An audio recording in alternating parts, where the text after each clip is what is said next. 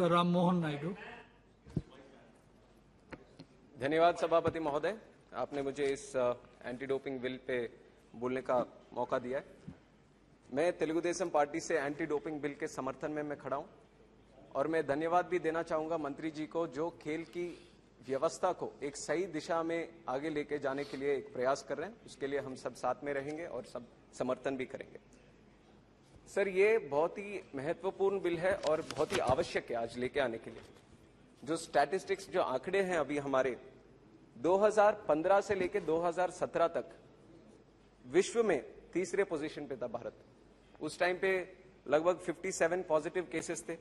उसके बाद अगर देखा जाए तो 2018 में 117 पॉजिटिव केसेस हुए, 2019 में 255 केसेस हुए।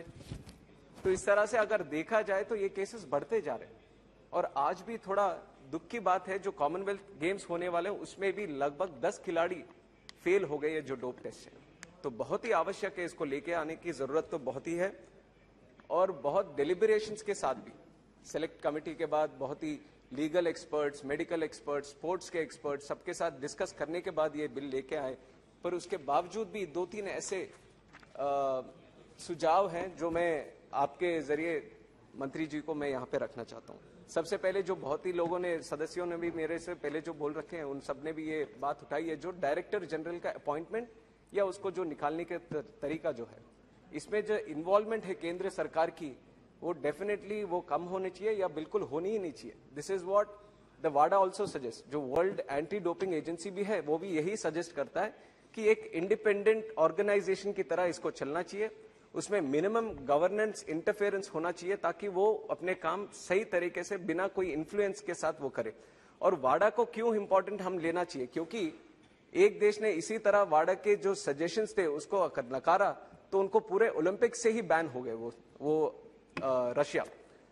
तो इसलिए हमें वाडा को बिल्कुल ध्यान में रख के कोई भी अगर निर्णय हम लेंगे तो जरूर उनके जो सजेशन है, उनके जो राय है, हमें जरूर पॉजिटिवली लेना चाहिए।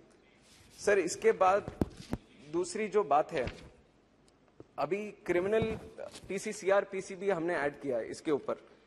तो ये बिल क्लॉज 19 भी सजेस्ट करता है कि NADA can enter search and seize for anti doping activities under CrPC. I just want to get a clarification from the Honorable Minister that this kind of clause will not be misused by any of the organizational officers. Will they be given any legal warrants before they are searching any player or not? That kind of clarification I would like from the Honorable Minister. Sir, other than this, एक और important बात जो मैं रखना चाहूँगा, National Dope Testing Laboratory. पहले ऐसा होता था कि जो एनडीटीएल इंडिया का जो नेशनल डोप टेस्टिंग लैबोरेटरी था, वहां पे 6 केसेस ऐसे उन्होंने टेस्ट किया जो नेगेटिव आए। फिर बाद में मॉन्ट्रियल कनाडा में एक टेस्टिंग फैसिलिटी को जब उन्होंने भेजा तो वहां पे पॉजिटिव आए।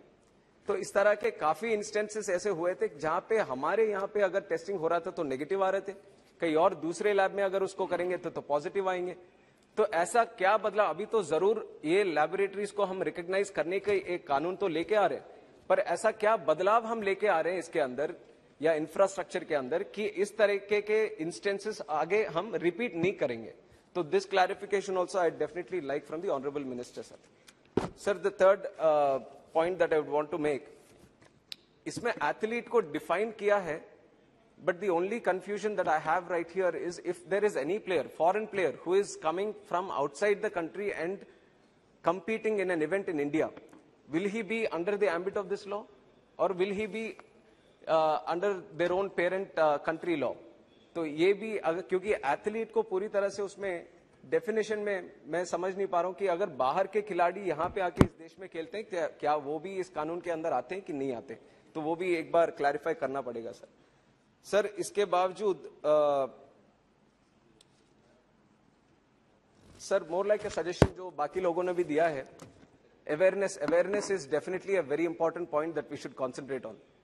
हम भी देखते हैं कि ज्यादातर प्लेयर दूसरे लोगों के प्रेशर में आने के बाद, क्योंकि हमारे यहाँ पे है स्पोर्ट्स में कि मेक इट और ब्रेक इट, एक ही तरीका है कि आप वो टॉप में रहना चाहते हो तो परफॉर्मेंस पे ही बेस्ड है।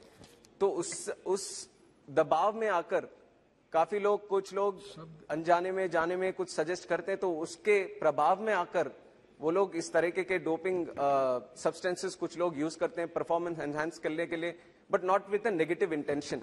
तो जरूर इसको टैकल करने के लिए अवेयरनेस प्रोग्राम्स जैसे पहले भी स्पीकर्स बोल चुके हैं, तो वो जरूर करना चाहिए सर। सर टू सारे पॉइंट आ गए। yes I know sir, but from my party also I have to make this. Sir, All your points have come. Two more points, I'll just close it, sir.